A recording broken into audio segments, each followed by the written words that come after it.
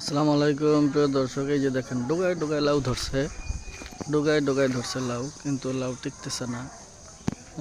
এই যে দেখেন, এই যে লাউ ডোগায় ডোগায়, এই যে এই যে কিন্তু একটাও টিকতেছে না। এই দেখেন, এই যে এই যে কয়েকটা লাউ, এই যে লাউ, সব স্ত্রী ফুলাইছে। এই যে দেখেন, এই যে সব, এই যে দেখেন, ওই যে ভিতরে আছে হাঁস অনেক অনেক ধরছে, কিন্তু টিকতেছে না। না টিকার কারণ হলো পোকা সব খেয়ে ফেলতেছে। হ্যাঁ, পোকা নষ্ট করে ফেলতেছে।